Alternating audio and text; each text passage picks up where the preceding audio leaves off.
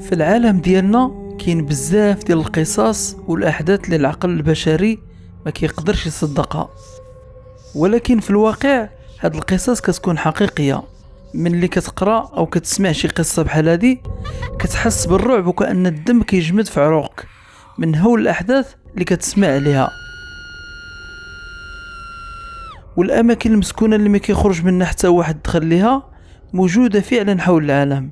كنلقاو بزاف ديال الاماكن اللي كيحذروا منها الناس كاملين من الاقتراب منها.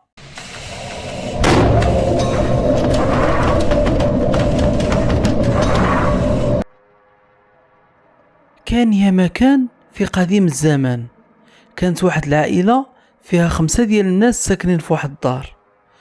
واحد النهار هما كانوا كيتعشاو، دق الباب وناضت مشات للبنت الكبيره باش تشوف شكون. ولكن فاش قربت للباب شافت شي حاجه غريبه في الدروج ديال الدار، وداك الدروج كيشوف جهه المقبره اللي حداهم تماك. المهم شافت بحال شي بنت لابسه كسوه كحله وفيها الدم، وكتشوف فيها بواحد النظره خايبه وكتبتسم. وبقات البنت كتشوف فيها مزيان باش تعرف واش غير كيتهيأ لها داك الشيء ولا بصح. ولكن تاكدت بلي داك الشيء اللي كتشوف حقيقي. ودوزات البنت هذيك الليله وهي كتخمم في داك الشيء اللي شافت، خصوصا بلي العائله ديالها يلا شرات ديك الدار وغير بشي ايام قليله. وفي النهار الثاني شافت البنت نفس المنظر عاوتاني، وهنا قررت البنت باش تهضر مع امها وتعاود لها داك الشيء اللي كتشوف. ولكن امها ما صدقاتش. في البدايه كانت البنت كتشوف الشبح في البلاصه وحده وغير فاش كتكون بوحدها، ولكن من بعد تبدل كل شيء فاش هضرات البنت مع امها وعاودت ليها. ولات البنت كتشوف الشبح في كاع البلايص ديال الدار وواخا ما كتكونش بوحدها.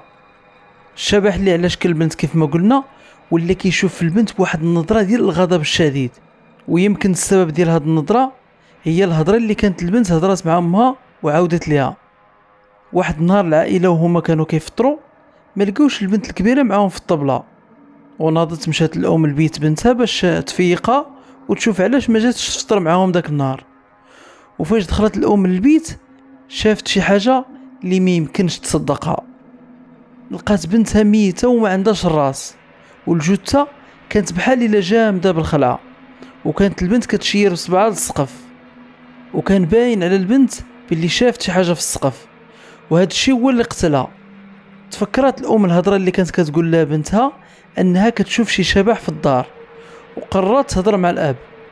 وبدا الاب كيسول الناس اللي ساكنين حدا ديك الدار على التاريخ ديالها، وتفاجئ بواحد المفاجاه كبيره، واللي هي عرف باللي هاد الدار كان ساكن فيها واحد الراجل كيخدم بالسحر.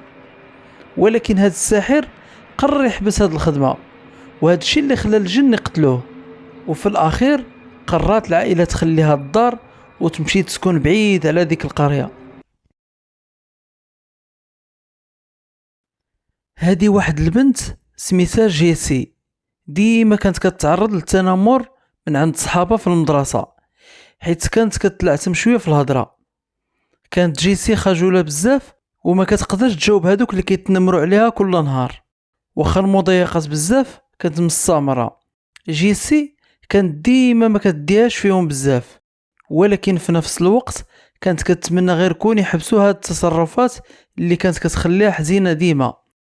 وبقى الحال كيف ما هو لعدة شهور، وصحاب جيسي مازال كيتنمروا عليها في المدرسة. ما كانش عند جيسي القدرة باش تشكي بدوك التلاميذ عند المدير ديال المدرسة ولا عند عائلتها، ولهذا السبب المضايقات لجيسي بقاو مستمرين بلا توقف. واحد النهار واحد من صحاب جيسي اقترح على واحد الاقتراح كان هو تمشي جيسي لواحد المقبرة قريبة من القرية، ويكون هاد الشيء في وسط الليل. طبعا جيسي خافت بزاف، ولكن في نفس الوقت كانت باغيه صحابها يحبسوها التنمر عليها. وفي الاخير جيسي اضطرت توافق على طلب صاحبها، وقررت يتجمعوا التلاميذ قدام باب المقبره في نص الليل. واخا جيسي كانت خايفه بزاف ما كانتش كتفكر من غير كيفاش تخلي هاد التلاميذ يحبسوا عليها التنمر. جا الموعد محدد وتجمعوا التلاميذ قدام باب المقبره ومعاهم جيسي، والاجواء كانت مرعبه بزاف، وخصوصا انه في ذاك الوقت كان فصل الشتاء وكانت السما مغيمة بزاف وكأننا عايشين في فيلم رعب، وكيخلي الدم يتجمد في العروق. والمرعب في الامر ماشي غير الاجواء المخيفة، حتى السمعة ديال المقبرة اللي كيدوروا عليها بزاف ديال الاقاويل. قالوا بلي الاشباح كينتشروا في هذه المقبرة كل ليلة. دخلت جيسي المقبرة بوحدها والتلاميذ كاملين كيشوفوا فيها وكيطلبوا منها تزيد القدام، حتى صرخت جيسي بأعلى صوت. وفي البلاصة هربوا التلاميذ كاملين وخلاو جيسي بوحدها.